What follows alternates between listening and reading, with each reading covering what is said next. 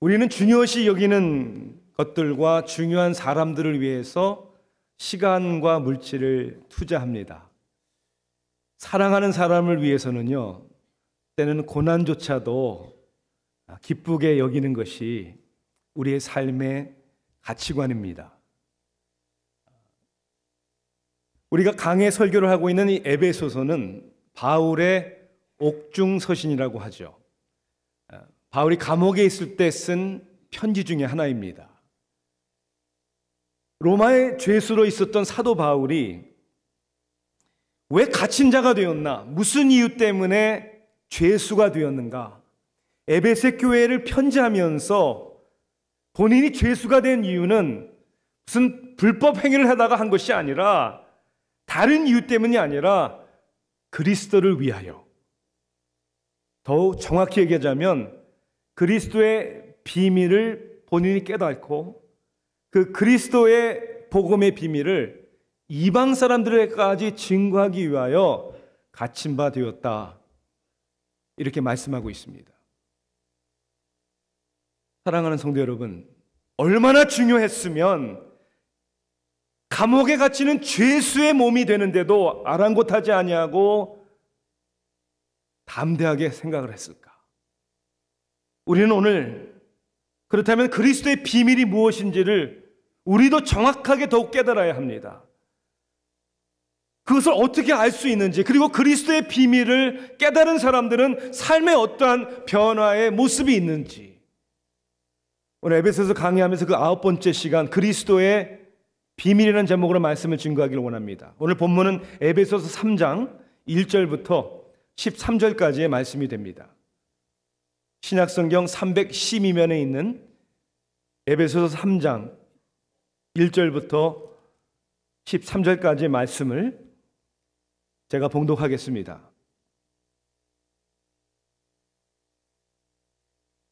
이러므로 그리스도 예수의 일로 너희 이방인을 위하여 갇힌 자 된 나 바울이 말하거니와, 너희를 위하여 내게 주신 하나님의 그 은혜의 경륜을 너희가 들었을 터이라. 곧 계시로 내게 비밀을 알게 하신 것은 내가 먼저 간단히 기록함과 같으니, 그것을 읽으면 내가 그리스도의 비밀을 깨달은 것을 너희가 알 수 있으리라. 이제 그의 거룩한 사도들과 선지자들에게 성령으로 나타내신 것 같이 다른 세대에서는 사람의 아들들에게 알리지 아니하셨으니, 이는 이방인들이 복음으로 말미암아 그리스도 예수 안에서 함께 상속자가 되고 함께 지체가 되고 함께 약속에 참여하는 자가 됨이라. 이 복음을 위하여 그의 능력이 역사하시는 대로 내게 주신 하나님의 은혜의 선물을 따라 내가 일꾼이 되었노라. 모든 성도 중에 지극히 작은 자보다 더 작은 나에게 이 은혜를 주신 것은 측량할 수 없는 그리스도의 풍성함을 이방인에게 전하게 하시고, 영원부터 만물을 창조하신 하나님 속에 감춰졌던 비밀의 경륜이 어떠한 것을 드러내게 하려 하심이라. 이는 이제 교회로 말미암아 하늘에 있는 통치자들과 권세들에게 하나님의 각종 지혜를 알게 하려 하심이니, 곧 영원부터 우리 주 그리스도 예수 안에서 예정하신 뜻대로 하신 것이라. 우리가 그 안에서 그를 믿음으로 말미암아 담대함과 확신을 가지고 하나님께 나아감을 얻느니라. 그러므로 너희에게 구하노니 너희를 위한 나의 여러 환난에 대하여 낙심하지 말라. 이는 너희의 영광이니라. 아멘. 인류 역사상 가장 많이 팔린 책이 무엇일까요? 네, 그 물어보는 만한 성경책입니다. 다른 책들과 비교할 수 없는 만큼의 성경책이 인쇄가 되었고 사람들이 소유하고 있죠. 그러면 인류 역사상 두 번째로 가장 많은 책이 팔린 책들을 쓴 작가가 누군지 아십니까? 영국의 아가사 크리스티라는 작가입니다. 물론 그는 이미 세상을 떠났습니다. 지금까지 그녀가 쓴 책들이 105개 국어로 번역이 되어서 팔렸는데요, 그녀의 책을 다 팔린 책들을 더해보면 200억 권이 팔렸다고 합니다. 2 billion copies. 아유, 나는 들어보지도 못했는데 어떡하죠? 그 중에 그리고 아무도 없었다라는 제목으로 우리말로 번역된 And Then There Were None 이란 제목의 책은 1억 권의 책이 팔렸다고 합니다. 도대체 어떤 책을 썼길래 그렇게 많은 책들이 팔렸고 많은 사람들에게 읽혔을까? 그녀의 책의 주제는 다 한 가지입니다. 똑같습니다. 주제가 뭐냐면요, Mystery, Murder Mystery, Murder Mystery. 그러니까 살인 미스테리, 살인 사건이 미스테리처럼 일어났고 결국 끝에 누가 그 살인을 범했냐, 이 이야기가 전개되는 책들이에요. 왜 이런 책들이 많이 팔렸을까? 왜 사람에게는 누구나 알고 싶어하는 끝없는 욕망이 있기 때문입니다. 우리에게는 익숙한 셜록 홈즈 이야기, 그리고 옛날 TV 시리즈 중에 형사 콜럼보 이런 거 있었죠? 범인 잡아내는. 저도 어렸을 때 한국에서 열심히 보았던 TV 드라마가 생각납니다. 수사반장. 하여튼 범인은 잡혀야 됩니다. 누구일까? 잡힐까? 이런 스릴이 있지 않습니까? 인간의 마음에는 본질적으로 답을 얻고 싶은, 미스터리가 풀려야 하는 그런 갈망하는 욕심이 있는 거예요. 그런데 범인이 누구냐? 누가 살인을 저질렀냐? 이것을 아는 것보다 우리 인간에게는 더 본질적인 궁금증이 있습니다. 누구나 알고 싶어하는 것. 그것이 뭡니까? 나는 누구인가? 나는 어디서 왔는가? 나의 삶의 의미는 뭔가? 나는 어디로 가는 것일까? 누구나 맞이하게 되는 죽음이라는 건 무엇일까? 그리고 죽음 후에는 또 다른 세계가 있는 것일까? 이것이 인간이 가지고 있는 가장 본질적인 질문이죠. 그런 의미에서 왜 성경이 인류의 베스트셀러인가? 바로 인간의 이 본질적인 질문에 대한 해답을 주기 때문입니다. 사도 바울은 오늘도 에베소 교회 성도들에게만이 아니라 우리들에게 우리의 삶의 가장 중요한 것을 깨닫게 하시는, 그것을 한마디로 이렇게 표현하죠. The mystery of Christ. 그리스도의 비밀이다. 복음의 비밀. 이것을 깨달을 때 우리의 삶에 진리가 임하고 영생이 임하고 하나님과 우리의 관계가 회복되는, 사도 바울은 이 비밀을 알았고 그리고 이방인들에게까지 이 비밀을 증거하기 위하여 감옥에 갇힌 것도 나는 아무렇지도 않습니다. 오히려 낙심하지 마십시오라고 에베소 교회 성도들을 향하여 오히려 위로할 수 있는, 도대체 그리스도의 비밀이 무엇이길래, 이 그리스도의 비밀은 어떻게 알 수 있는 것이기에, 그리고 이 그리스도의 비밀을 아는 사람들의 삶에는 어떤 변화가 있길래 사도 바울은 그렇게 담대하게 말할 수가 있는가? 오늘 우리가 말씀을 봅니다. 먼저 그리스도의 비밀이라는 것이 구체적으로 무엇입니까? 본문에는 이런 표현들이 나오죠. 알게 하신, 혹은 깨닫게 하신. 전에는 몰랐는데, 전에는 감추었는데 이게 드러났다. 이제는 알게 되었다. 비밀이라는 단어가 세 번이나 나옵니다. 오늘 본문에 mystery라는 단어죠. secret이라는 단어보다는 mystery라는 단어입니다. 사도 바울이 에베소 교회 성도들에게 편지하면서 이 비밀을 크게 두 가지로 설명을 하는 것 같습니다. 첫째는 일반적인 전체적인 mystery, 두 번째는 에베소 교회 성도들에게 특별하게 구체적으로 적용되는, 즉 이방인들에게 적용되는 mystery. 또한 하나는 바울이 깨달은 mystery, 그 다음에 바울이 그렇게도 이방인들에게, 에베소 교회에 있는 성도들에게 전하고 싶어하는, 그들에게 전하기를 원하는, 그들이 깨달았으면 좋겠다고 하는 이 mystery입니다. 자, 이것을 전 두 가지로 설명을 드리고 싶습니다. 첫째는 그리스도의 비밀이란 먼저 하나님과 나의 관계가 하나가 되었다는 겁니다. 왜 하나가 되었어야 합니까? 죄와 허물로 죽었던 너희를 그랬죠. 하나님에 의하여 창조받은 인간이 나 혼자 내가 행복하게 내가 원하는 대로 살래 하고 하나님을 불순종했습니다. 하나님의 관계가 끊어졌죠. 그래서 하나님과의 관계와 하나님과의 질서가 무너진 것입니다.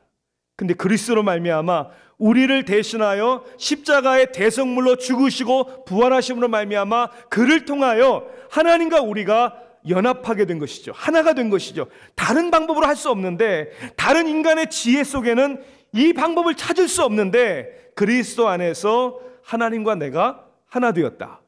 두 번째 미스터리, 비밀은 하나님과 나만이 하나 된 것이 아니라 우리가 서로 또한 하나 되었다. 이것이 비밀입니다. 함께라는 단어가 6절에 3번이나 나옵니다. 그렇죠? 함께, 함께, 함께. 도대체 누가 누구와 함께 된 것입니까? 오늘 본문의 문맥상을 보면 유대인들과 이방인들이 하나가 된 것입니다. 함께 하는 거예요. 그런데 역사적으로를 보나 언어적으로를 보나 그리고 문화적으로를 보나 특히 종교적으로 볼 때 유대인들과 이방인들은 하나가 될 수 없는 사람들이었습니다. 상종하지도 않았습니다. 그런데 함께 되었다는 거예요. 어떻게 함께 되었습니까? 여러분 6절을 보십시오. 3가지 의미로 하나가 됐다고 그랬어요. 이는 이방인들이 복음으로 말미암아 그리스도 예수 안에서 함께, 먼저 나옵니다. 단어가 상속자가 되었고, 두 번째 함께 지체가 되고, 세 번째 함께가 나옵니다. 함께 약속에 참여하는 자가 됨이라. 함께 상속자가 되고, 함께 지체가 되고, 함께 약속에 참여하는 자가 됐다. 이 이야기는 옛날에는 외인이었고 서로 남남이었는데, 지난주에 우리가 본 말씀처럼 이제는 하나님 안에서 한 무엇이 되었다? 가족이 되었다. 패밀리가 되었다. 여러분 그런 뜻이죠. 이 놀라운 하나님과 내가 하나가 되고, 그러므로 그 안에 있는 우리 모두가 다 하나가 된 겁니다. 이 비밀을 깨달은 것이죠. 존 맥카서라는 목사님은 이 에베소서 이 강의 주석을 통해서 이 그리스도의 비밀을 깨달은 거, 이 깨달았다는 단어, 영어로는 인사이트라고 번역이 되어 있습니다. 이 단어를 설명을 합니다. 헬라어로는 수네시스라는 단어입니다. 수네시스. 이건 이해하다, 깨달다 그런 뜻이죠. 우리가 성경을 읽으면 복음은 믿지 않는 자들에게 어리석은 것이다 그랬잖아요. 이 어리석은이란 단어의 헬라어가 바로 이 단어에 아자만 붙이면 됩니다. A자만 붙이면 아수네토스. 그러니까 수네시스는 깨달음, 아수네소토는 깨달지 못하는. 깨달지 못하니까 어리석은 거예요.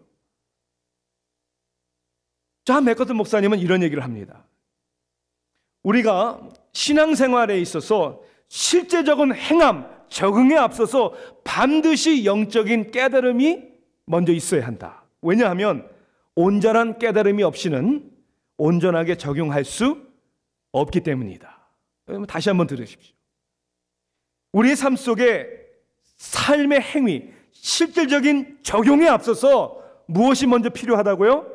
깨닫는 것이, 이해되는 것이 필요하다. 왜? 온전한 이해가 없으면 온전하게 적용할 수가 없기 때문에. 내가 강해를 설교하면서 첫 시간에 여러분에게 그런 말씀을 드렸습니다.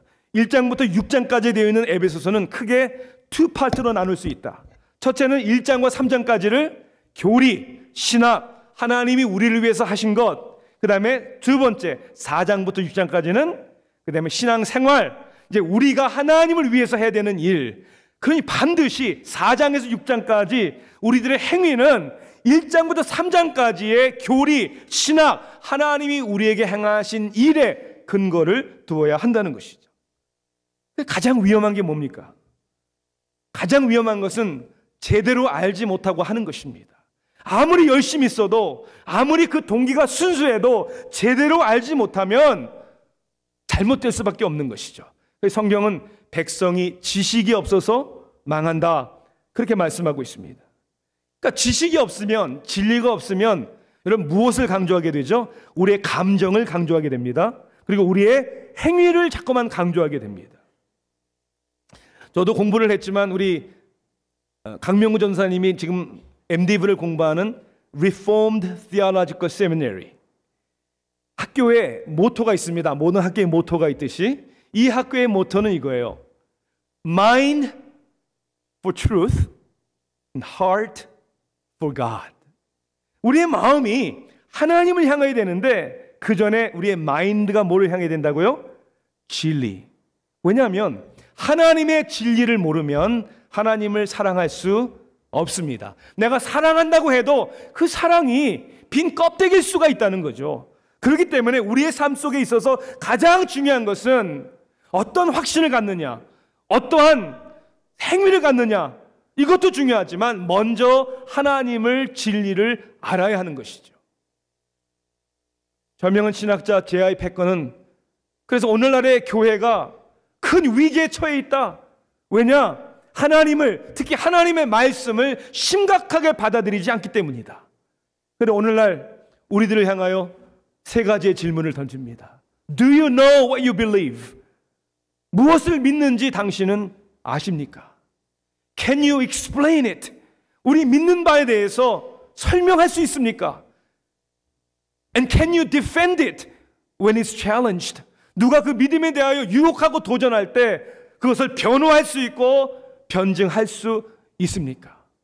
믿는다고 하지만, 믿음 생활을 열심히 한다고 하지만 내가 뭘 믿는지 그것도 설명할 수도 없고, 그러니 이단에게 넘어가기가 너무나 쉽다는 거예요. 그런데 하나님께서 저와 여러분들이 무엇보다도 이 그리스도의 복음의 비밀을 하나님의 말씀 가운데 깨닫기를 원하시는 것이죠. 이 깨달음이 있을 때 비로소 우리는 부요하구나, 그리고 우리는 하나가 되었구나, 이것을 깨닫는 것이죠. 자, 그러면 두 번째는 이 그리스도의 비밀을 어떻게 알 수 있습니까? 감춰진 것을, 내가 몰랐던 것을 어떻게 알 수 있어요? 이 Murder Mystery 주제로 연극을 하는 그런 극장이 있죠. 그러면 이제 관객들이 이제 그 연극 가운데 살인 사건이 일어나고 범인이 누군가를 추측을 해야 돼요. 이 범인은 항상 맨 마지막에 나타나든지 아예 얘기를 안 해주고 나중에 답을 얘기해 주는 거예요. 이제 한 사람이 이런 이 살인 미스터리 이런 연극을 좋아하는 사람이 티켓을 사서 이제 구경을 갔어요. 이제 자리가 맨 뒤에요. 그러니까 뒤에니까 잘 안 보이잖아요. 유심히 연극을 보길 원하는데 어떡할까 고민하다가 이 좌석 안내하는 사람에게 이게 불렀어요. 그리고 귓속말로 이렇게 얘기합니다. 내가 여기서 잘 안 보이니까 혹시 앞에 빈자리 하나 있으면 그 자리에 앉혀주면 내가 팁을 주겠다. 이렇게 했단 말이에요. 알았다고 하더니 이제 조금 있다가 연극 시작 5분 전에 그 좌석 안내원이 막 오라는 거예요. 아니나 다를까 안내를 받아가니까 맨 앞쪽에 빈자리가 하나 있었는데 안 왔나 봐요. 그날 그 사람이. 거기에 딱 앉혀주는 거예요. 야, 이게 웬 떡이냐. 그리고 약속했잖아요. 뭘 주기로? 팁을 주기로. 그래서 그 좌석 안내원의 손에 딱 얹어줍니다. 좌석 안내원이 딱 봤어요. 일만가 봤더니 1불짜리 하나였어요. 와, 황당하잖아요. 1불짜리 하나. 이 뭐 왜 이것밖에 안 주냐고 따질 수도 없고, 이거 어떻게 이 사람을 내가 골탕 먹여주지? 연극 시작하기 전에 그 사람의 귓속말로 좌석 안내원이 이렇게 얘기합니다. 범인은 하인이에요. 촛대로 죽였어요. 그것도 목욕탕 안에서. 재미없잖아요. 연극 보나만 하잖아요. 몇 년 전인가 제가 딸하고 올랜도에 갔다가 저녁 식사하면서 연극하는 미스터리 머더 그걸 본 적이 있어요. 딸도 저도 누가 범인이다 이렇게 찍어야 되는 거죠. 나중에 저는 틀렸어요. 도저히 알 수가 없더라고요. 미스터리 비밀을 어떻게 알아요? 그리스도의 비밀을 어떻게 알아요? 여러분, 사도 바울이 계속 하는 얘기가 내게 비밀을 알게 하신 거라고 3절에 써 있잖아요. 그리고 4절에 너희도 알 수 있으리라. 사도 바울은 자기를 알게 하셨대요. 그리고 너희도 알 수 있으리라. 아니 어떻게 이렇게 확신할 수 있는가? 비밀인데, 미스터리인데. 그리스도의 비밀은 오늘 본문의 두 가지의 방법으로밖에 알 수가 없어요. 첫째는 오직 하나님의 은혜입니다. 오직 하나님의 은혜죠. 그래서 2절에 보니까 그런 단어가 나오잖아요. 하나님의 은혜의 경륜. 7절에 보니까 하나님의 은혜의 선물을 따라. 8절에도 이 은혜를 주신 것은 내가 내 경험으로, 내 지식으로, 내 판단으로 아는 것이 아니라 하나님이 우리에게 그것을 알게 해주셔야 되는 하나님의 은혜다. 두 번째는 오직 성령의 역사라는 거예요. 하나님께서 우리에게 이것을 알려주시기 위하여 성령을 통하여 우리를 깨닫게 해주시는 것이죠. 그래서 우리가 회개하고 예수를 믿는 믿음을 갖는 것도 그 깨달음을 우리에게 회심케 하는 은혜를 주셨기 때문에 우리가 믿음을 갖는 성령의 역사입니다. 5절에 그렇게 본문을 말씀하고 있어요. 이제 그의 거룩한 사도들과 선지자들에게 성령으로 나타내신 것 같이 어떻게 나타내셨다고요? 성령으로. 그러니까 지금도 하나님은 은혜로 성령을 통하여 그리스도의 비밀을, 복음을 저와 여러분으로 알게 하셨고 더욱 깊이 알게 하시는 은혜를 베푸신다는 것입니다. 16세기 종교개혁 당시 교회가 너무나 썩어서 하나님께서 종교개혁자들을 일으켜 세우셨죠. 그들이 썩은 교회를 향하여 외쳤던 것은 신학자 바빙크가 얘기하듯이 성경의 명료성, 이것을 종교개혁의 강력한 보루로 삼았다는 거예요. 성경의 명료성, the perspicuity of the scripture. 이것이 무슨 뜻이냐면 이 하나님의 말씀은, 성경은 읽는 누구에게나 성령님께서 구원의 도리를 깨닫게 해 주실 수 있다. 여러분, 왜 이런 교리를 가르쳤습니까? 그 당시 교회는 이렇게 얘기를 했죠. 당신들은 아무리 읽어도 알 수 없습니다. 그럴 필요 없고 우리 교회가 가르치는 대로만 믿으세요. 그래서 절대적인 권력은 절대적으로 부패할 수밖에 없는 것이죠. 종교개혁자 칼빈은 그래서 이렇게 얘기합니다. 성령님만이 유일한 참된 성경의 해석자이시다. 이 이야기는 우리가 노력하지 말자 이런 뜻이 아닙니다. 성경을 읽어야죠. 우리가 언어를 알아야죠. 우리의 마인드를 사용해야죠. 그러나 이 성경의 비밀을, 진리를 깨닫게 하시고 이것을 이해하게 하시는 것은 성령의 역사다. 그런데 안타깝게도 16세의 종교개혁 시절만이 아니라 지금도, 아니 그 당시는 인쇄기술이 발달되지 않아 성경이 없었죠. 사람들이 못 배워서 글을 못 읽은 사람들이 많았어요. 번역이 안 돼 있어서 자기 말로 성경을 읽을 수가 없었어요. 그리고 교회가 그것을 막았습니다. 그래서 성경을 못 읽었는데 지금은 누구나 다 성경이 있고 누구나 다 알아듣기, 이해하기 쉽게 성경이 다 번역되어 있고 성경을 읽으라고 하는데 안 읽습니다. 그래서 내가 믿는 바가 뭔지, 성경에 뭐라고 기록되어 있는지를, 그리고 누가 쉽게 은혜롭게 설교해주고 가르쳐주면 그냥 입만 딱 벌려서 아멘 하면 된다는, 여러분 이것은 우리를 하여금 무능력하게 만드는 것입니다. 수많은 사람들이 피를 흘려 이 성경이 우리에게까지 오기를 위하여 순교했습니다. 그래서 저와 여러분이 성령님께서 우리가 성경을 듣고 읽고 묵상할 때마다 깨닫게 해주시는, 은혜 가운데 들어가게 하시는 하나님의 은혜를 우리에게 주기를 원하시기 때문에, 사랑하는 성도 여러분, 전 담대히 여러분에게 그렇게 권면하고 싶습니다. 여러분의 영혼을 무조건 다른 사람들에게 맡기지 마십시오. 여러분의 성경책을 펴십시오. 읽으십시오. 공부하십시오. 연구하십시오. 날마다 묵상하십시오. 성령을 통하여 하나님께서 그리스도의 장성한 분량이 충만한 데까지 여러분을 깨닫게 하시고 성장케 하실 줄 믿습니다. 다음으로 넘어가려고 했는데 제 마음에 이번 꼭 말씀드려야 될 것 같아요. 이 말씀을. 부모는 자식을 자기의 품에만 데리고 있지 않습니다. 내보내야 되는 거잖아요. 스스로 살게 해야 되는 거잖아요. 여러분들은 꼭 왜 누군가를 의지해야만 합니까? 누군가가 여러분을, 은혜를 왜 끼쳐야만 합니까? 그것도 필요하겠죠. 이제는 스스로 서야 될 나이가 되지 않았습니까? 이제 여러분이 고민할 수 있는 그러한 연령이 되질 않았습니까? 그리스도의 도의 초보를 버리십시오. 성장하십시오. 하나님의 은혜를 구하십시오. 능히 하나님이 여러분들을 도와주실 줄 믿습니다. 끝으로는 그리스도의 비밀을 깨달은 자의 모습이, 사명이 다릅니다. 다르죠. 사도 바울을 보면 이 그리스도의 비밀을 깨닫고 이 비밀을 이방인들에게 증거하기 위하여 감옥에 갇힌 것조차도 오히려 자랑스럽게 여기고 담대하게 복음을 증거하는 것을 우리는 보면 우리에게 도전이 됩니다. 그리스도의 비밀을 깨달은 자에게는 세 가지의 모습이 분명히 본문에 나타납니다. 첫째는 그리스도의 비밀을 깨달은 자는 그리스도를 사랑합니다. 그리스도를 사랑합니다. 이 에베소서를 사도 바울이 쓸 당시에 로마 감옥에 있었습니다. 이미 감옥 생활을 5년이나 했습니다. 가이사랴에서 2년, 로마에서 3년, 5년 동안이나 감옥에 있었습니다.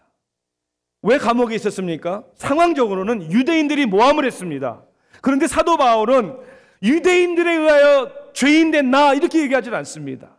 그를 체포하고 로마까지 그를 끌고 간 사람들은 로마 병사들이었습니다. 그런데 바울은 나는 로마 군사들에 의해서 갇힌 사람입니다 라고 얘기하지 않습니다. 왜 로마 감옥에 갔습니까? 사도 바울은 로마 시민권자였습니다. 그래서 가이사의 재판을 받기 위해서 로마 감옥에서 대기 상태였습니다. 그런데 바울은 나는 황제 가이사의 죄인입니다 라고 얘기하지 않습니다. 누구를 위한 죄인이라고 합니까? 그리스도를 위한 죄인. 원어 문법을 보면 이런 의미입니다. 나는 그리스도에게 속한 죄인입니다. 나는 그리스도를 위하여 갇힌 사람입니다. 그러니 변명도 불평도 없는 거죠. 나는 그리스도를 위해서라면 나는 감옥에도 갈 수 있어요. 나는 내 생명까지도 귀한 것으로 여기지 않겠습니다. 어떻게 그렇게까지 사랑하는 사람을 위하여. 우리는 그렇게 할 수 있잖아요. 사랑하는 그리스도를 위해서. 두 번째는 그리스도를 증거합니다. 사랑할 뿐만 아니라 증거하죠. 그래서 8절 말씀을 보십시오. 그리스도의 풍성함을 이방인에게 전하게 하시고 그렇게 되어 있잖아요. 9절에 보니까 감췄던 것을 드러나게 하려 하심이라. 이게 사도 바울의 삶의 최고의 목적과 가치였어요. 나는 이 그리스도의 비밀, 풍성함을 이방인들에게 전하겠습니다. 어떻게 해서든지 이걸 드러나게 해서 사람들로 하여금 믿게 하겠습니다. 7절에 뭐라고 되어 있나요? 3장 7절에 이 복음을 위하여 그의 능력이 역사하시는 대로 내게 주신 하나님의 은혜의 선물을 따라 내가 일꾼이 되었노라 그랬어요. 이 일꾼이라는 말을 헬라어로 디아코노스라고 하죠. 디아코노스가 뭐죠? 디칸, 집사라는 뜻이에요. 원래의 뜻은 손님들을 대접하는 테이블 웨이터, 웨이트리스라는 뜻이에요. 웨이터, 웨이트리스는 손님을 즐겁게 하기 위하여 집중합니다. 섬기죠. 자존심 내려놓고 손님의 최고의 기쁨을 위해서. 우리는 그리스도의 비밀을 아는 사람들은 일꾼입니다. 무슨 일꾼입니까? 복음의 일꾼이죠. 우리의 손님은 복음을 모르는 사람들입니다. 그들에게 우리의 삶을 통해, 우리의 섬김을 통해 복음의 비밀을 섬기고 알려주는 것이죠. 세 번째는 그리스도를 신뢰합니다.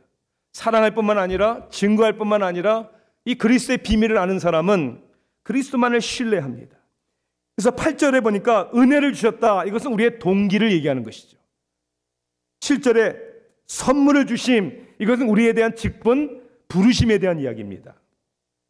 12절 말씀을 보십시오. 우리가 그 안에서 그를 믿음으로 말미암아 담대함과 확신을 가지고 하나님께 나아감을 얻느니라. 능력이라고 그랬어요. 담대하다고 그랬어요. 바울은 감옥에 있으면서도 불평 원망 대신에 오히려 에베소 교회 성도들을 향하여 위로합니다. 13절에 그렇게 돼 있잖아요. 그러므로 너에게 구하노니 너희를 위한 나의 여러 환난에 대하여 어떻게 하라고요? 낙심하지 말아라. 왜요? 이는 너희의 영광이니라. 에베소 교인들을 위하여 복음에 사로잡힌 바울이 나 걱정하지 마, 근심하지 마. 이것이 오히려 너희들의 영광이야. 영광이라고 얘기를 합니다. 바로 이 사명감, 나의 삶의 모습과 열매. 사랑하는 성도 여러분, 인생은 방법론의 문제가 아닙니다. 절대로. 진리의 문제고 확신의 문제입니다. 우리가 전도할 때도 어떻게 전도를 하지? 구원을 받아야 됩니다. 구원자 되시는 예수님을 믿으셔야 됩니다. 여러분, 그 말하기 전에 먼저 해야 되는 이야기가 있는 거예요. 내가 왜 구원을 받아야 돼? 이걸 알아야, 구원의 필요성을 알아야 구원을 받기 위해 예수님을 믿죠. 너무나 많은 경우에 그런데 우리는 연결하지 못하는, 커넥트되지 못하는, 그들에 대한 관심도 없고 그들의 언어도 알지 못하고 그냥 우리들의 삶, 우리들의 생각으로 살아갈 때가 얼마나 많은지 몰라요. 한 두 크리스천이 사인을 하나 들고 있었어요. 무슨 사인이었냐면 이렇게 써 있어요, 영어로. The end is near. 끝이 가까이 왔다. Turn around before it's too late. 늦기 전에 돌아서라, 이런 뜻이잖아요. 그 사인을 들고 있는데 마침 차가 하나 지나갑니다. 그 사인을 보더니 창문을 통해 뭐라고 했냐면, 아유, 저 광신자들 좀 내버려두라고, 우리 좀 내버려두라고. 아유, 저 광신자들. 그러고 이제 그 차가 지나갔단 말이에요. 코너를 이렇게 돌더니 차가 이제 눈에 안 보이죠? 갑자기 브레이크 밟는 소리가 끽 나더니 풍덩 하고 차가 어디로 떨어지는 거예요. 뭐 유머 얘기지만 옆에 있는 크리스천에게 이렇게 얘기합니다. 야, 그냥 우리가 다리가 끊겼다고 간단히 쓸 걸 그랬지? 근데 말은 맞잖아요. The end is near. Turn around before it's too late. 간단하게 다리가 끊겼는데 이렇게 써야 되는 거 아니에요. 우리가 너무 사람들을 몰라요. 너무 사람들의 고민이 뭔지를 몰라요. 그들의 언어가 무엇인지 모르고 우리의 언어로 얘기를 합니다. 그래서 우리는 복음의 비밀, 그리스도의 비밀을 깨달은 사람들로서 그리스도의 비밀의 모습을 보여주어야 합니다. 사랑하는 성도 여러분, 감춰져 있기 때문에 아직도 모르고 있는 사람들에게 어쩌면 여러분들의 삶의 모습이, 여러분의 가정이, 여러분의 언어가 그들로 하여금 그리스도의 비밀을 알게 하는 첫 단계일 수 있는 것이죠. 아니, 어떻게 보면 우리 교회가 그리스도의 비밀을 깨달은 사람들이 모여있는 공동체, 새교회가 이 비밀을 아직 못하는 사람들의 눈에 그 비밀을 볼 수 있는 첫 단계이죠. 어떻게 해요?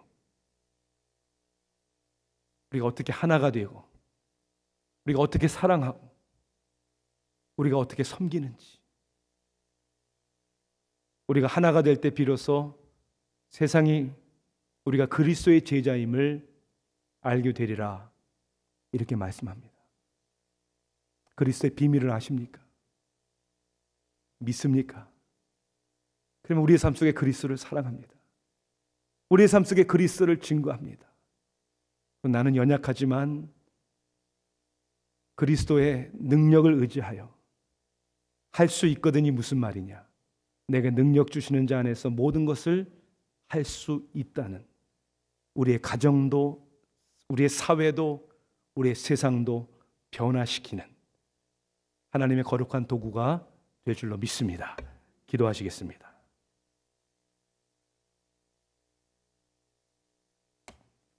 사랑의 하나님,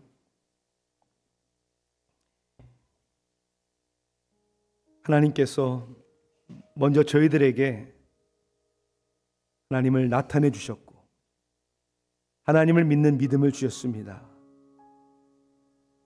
이것은 하나님의 은혜요 성령의 역사였습니다. 얼마나 감사한지요. 그러기에 하나님, 우리의 삶 속에 먼저 우리의 가정 안에서 남편과 아내가 하나 되게 하소서. 이 비밀을 알고 있기에 하나님, 아버지의 마음을 자녀들에게 돌리게 하시고 자녀들의 마음을 아비에게 돌리게 하소서. 용서와 화목이 있게 하소서. 하나님, 우리 형제들과의 관계에 하나님 치유가 있기를 원합니다. 그리스도 때문에, 그 그리스도의 비밀 때문에 하나 되어서 사랑하는 모습을 통해 세상 사람들의 소망이 되게 하소서. 그리고 담대히 그리스도의 복음을 세상에 외치고 전파하게 하소서. 예수 그리스도의 이름으로 간절히 기도하옵나이다. 아멘.